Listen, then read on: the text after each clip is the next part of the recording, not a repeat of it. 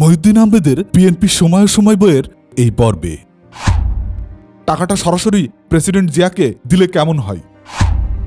জিয়ার রাজনীতির জন্য টাকা জোগাড় ক্যাপ্টেন শুধু একাই করতেন না, সব মন্ত্রীকেই এই কাজ করতে হতো। মাসে ৩ লাখ করে ১০ জন মন্ত্রীকে চাঁদা দিতে বলা হয়েছিল। দলের তহবিল, জাতীয় সংসদে বিএনপি সবচেয়ে নতুন ও সবচেয়ে বড় দল, বাইরেও এর অবস্থা রমরমা। একিউএম বদরুজ্জামান চৌধুরী দলের মহাসচিব, কিন্তু দল চলে রাষ্ট্রপতি জিয়াউর রহমানের ক্ষমতা ও জনপ্রিয়তার উপর ভিত্তি করে। দলের অন্যান্য নির্বাহীর মধ্যে অন্যতম Jamal Uddin Ahmed, Moudud Ahmed, S A Bari, ATM প্রমুখ মন্ত্রিসভার সদস্য। দলের শাখা অফিস সব জায়গায় চালু হয়েছে। টাকা কড়ি খরচ হচ্ছে অনেক। যে এক সময় একটা মন্তব্য করেছিলেন, money is not a problem. কিন্তু প্রশ্ন থেকেই যায়, দল চালানোর জন্য এত যে টাকা দরকার তা আসছে কোথা থেকে। একজন সৎশাসক হিসাবে জিয়ার অন্যরকম ভাবমূর্তি তৈরি হয়েছিল, কিন্তু বাস্তবতা ছিল ভিন্ন।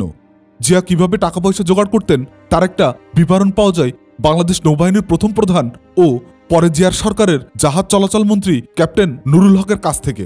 লেখক গবেষক বিজেট খসরুকে দেয়া নুরুল হকের এক সাক্ষাৎকারের বিষয়টি উঠে এসেছে।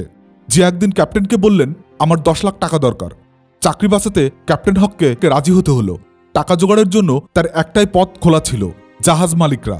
তিনি উপমন্ত্রী চট্টগ্রামের লোক আরিফ মহিউদ্দিনকে চট্টগ্রামে পাঠালেন স্টিভডোর অ্যাসোসিয়েশন সভাপতি ও সাধারণ সম্পাদককে ঢাকায় নিয়ে আসতে। হকের কাছে বৃত্তান্ত শুনে সমিতির নেতারা টাকা দিতে রাজি হলেন, কিন্তু তারা একটা রসিদ চাইলেন, যাতে তারা তাদের সদস্যদের বলতে পারেন যে তারা টাকাটা মেরে দেননি। হক বললেন, আমি রসিদ দেব কেমন করে?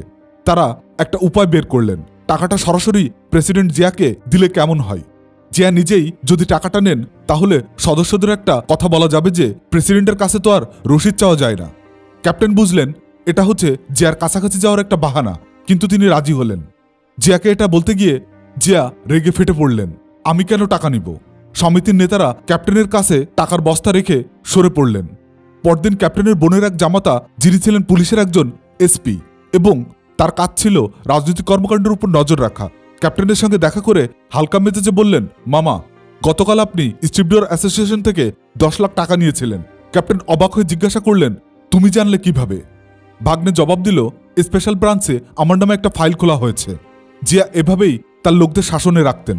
জিয়ার রাজনীতির জন্য টাকা জোগাড় ক্যাপ্টেন শুধু একাই করতেন না, সব মন্ত্রীকেই এই কাজ করতে হতো। ব্যতিক্রম ছিল সাবেক মুসলিম লীগের বস্ত্রমন্ত্রী আব্দুল আলিম। তহবিল জোগাড়ের আদেশ শুনে তিনি বললেন, স্যার, আমার কিছু জমাজমি আছে, যদি চান তাহলে সব বেচে কিনে আপনাকে টাকা দেব, কিন্তু আমি চাঁদা তুলতে পারবো না। চট্টগ্রাম থেকে তহবিল জোগাড় প্রসঙ্গে আরিফ মহিউদ্দিন অন্যরকম ব্যাখ্যা দিয়েছিলেন। লেখককে দেওয়া এক সাক্ষাৎকারে তিনি বলেন, নৌপরিবহন মন্ত্রী নুরুল হক বলেন, জিয়া সাহেব বলেছিলেন আমাকে বলতে, two raise party fund from Chittagong. আমি চাঁদা তোলার জন্য উপযুক্ত ছিলাম না। রাজ্জাক, তোফায়েল, কাজী জাফর এরা এসব ব্যাপারে পটু, হয়তো উনি ডিরেক্টলি বলতে লজ্জা পান। চাঁদা যদি ৫ টাকা ওঠে, লোকে প্রচার করে ৫০০ টাকা উঠেছে। জামাল উদ্দিন সাইফুর রহমান তো এজন্যই জেলে গেল। যারা টাকা পয়সা দিতে পারে আমি তাদেরকে জানি, কিন্তু আপনাকে আমার সঙ্গে থাকতে হবে, আমাকে তো চিটাগাঙেই থাকতে হবে। আমি চাই না আমার কোনো বদনাম হোক। ডিসির মাধ্যমে আমি চিটাগাঙে যোগাযোগ করলাম। Stevedore association, clearing and forwarding agency, cement ব্যবসায়ী, লোহা ব্যবসায়ী, বাসট্রাক মালিক সমিতি, যারা যারা টাকা দিতে পারে এমন ৩০ জনের মতো লোকের সঙ্গে যোগাযোগ করলাম। এনডিসি ইসমাইল জবিউল্লাহকে বললাম সার্কিট হাউসে তাদের দাওয়াত দেবেন, লাঞ্চ অ্যান্ড ডিসকাশন। নির্দিষ্ট দিনে আমি গেলাম। জবিউল্লাহ বলল, নৌমন্ত্রী তো আসেননি। আমি সার্কিট হাউসে ব্যবসায়ী নেতাদের সঙ্গে কথা বললাম, আপনারা জিয়া সাহেবের নির্বাচনে সাহায্য করেছেন, আমার নির্বাচনেও সাহায্য করছেন, এখন আপনাদের কি সমস্যা তা জানতে চাই। ঢাকায় গিয়ে সমাধান নিয়ে আসব। ঢাকায় নুরুল হক সাহেবের সঙ্গে দেখা হলো। বললেন, আরিফ, জিয়া সাহেব তো আমার জান খেয়ে ফেলছে, তুমি আবার ওদের ডাকো, আমি আসব। জবিউল্লাহকে দিয়ে আবার ব্যবসায়ী নেতাদের ডাকালাম। নুরুল হক এবারও এলেন না। ঢাকায় গিয়ে নুরুল হককে নিয়ে জিয়া সাহেবের সঙ্গে দেখা করলাম। নুরুল হক জিয়াকে বললেন, ২ জন ব্যবসায়ী নেতা এসে আপনার হাতে টাকা দেবে, আমরা ২ জন উইটনেস থাকব। জিয়া সাহেব বললেন, you want me to do the dirty job, I will not to do it. পরে নুরুল হক প্রাইভেট ক্যাপাসিটিতে হয়তো ওনাদের ডেকে এনেছিলেন, আমি জানি না। চাঁদা টাদা তো তোলা হতো, সরাসরি তো পার্টি অফিসে যেত। টাকা পয়সা জামাল উদ্দিন সাহেবই বেশি তুলতেন। জিয়া এভাবেই অন্যদের দিয়ে নানান কাজ করতেন। কেউ অজুর আপত্তি করলে বা কথা না শুনলে তাকে ফাঁসিয়ে দিতেন। সবার উপরেই তার গোয়েন্দা নজরদারি ছিল। এই প্রসঙ্গে উপপ্রধানমন্ত্রী মওদুদ আহমেদের অভিজ্ঞতা সুখকর ছিল না। চাঁদা তোলা প্রসঙ্গে তিনি বলেন, মাসে 3 লাখ করে 10 জন মন্ত্রীকে চাঁদা দিতে বলা হয়েছিল, আমার নামও দেওয়া হয়েছিল তাতে। কিন্তু আমি এভাবে চাঁদা দেওয়ার পদ্ধতির বিরোধিতা করেছিলাম। প্রেসিডেন্ট জিয়াকে বোঝানোর চেষ্টা করেছি, তর্ক করেছি, রাজনীতিতে অর্থের প্রয়োজন অবশ্যই আছে, তাই নিজের ফর্মুলাও দিয়েছিলাম, কিন্তু সেটা গৃহীত হয়নি। যাক, আমি আর শেষ পর্যন্ত চাঁদা দেয়নি। জাহাজমন্ত্রী নুরুল হকও চাঁদা দিতে অস্বীকার করেন। এই অবাধ্যতা প্রেসিডেন্ট জিয়ার পছন্দ হয়নি। জাদু মিয়াকে দেওয়া কথা জিয়া রাখেননি। তাকে রাষ্ট্রপতি করার প্রস্তাব দেওয়া হয়েছিল। জাদু মিয়া এই প্রস্তাবে রাজি হননি। 13 মার্চ 1979 তার মৃত্যু হয়।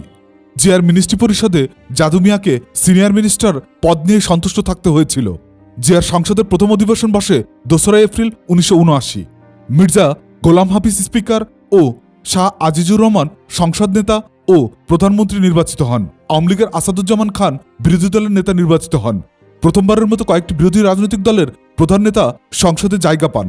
তাদের মধ্যে ছিলেন ন্যাপের সভাপতি অধ্যাপক মোজাফফর আহমেদ, গণতান্ত্রিক আন্দোলনের রাশেদ খান মেনন, সাম্যবাদী দলের মোহাম্মদ তোহা, জাতীয় একতা পার্টির সুরঞ্জিত সেনগুপ্ত এবং জাসদের শাহজাহান সিরাজ। আওয়ামী লীগের সভাপতি মালেক উকিলও নির্বাচনে হেরে গিয়েছিলেন। 5 এপ্রিল জাতীয় সংসদে সংবিধানের 5ম সংশোধনী বিল উত্থাপন করা হয়। এই বিলে 1975 সালের 15 আগস্ট থেকে এ যাবৎ জারি হওয়া সব আদেশ বৈধ করার প্রস্তাব করা হয়। আওয়ামী লীগের উভয় গ্রুপ জাসদ, ন্যাপ, গণতান্ত্রিক আন্দোলন ও একতা পার্টি বিলের বিরোধিতা করে, ওয়াকআউট করে।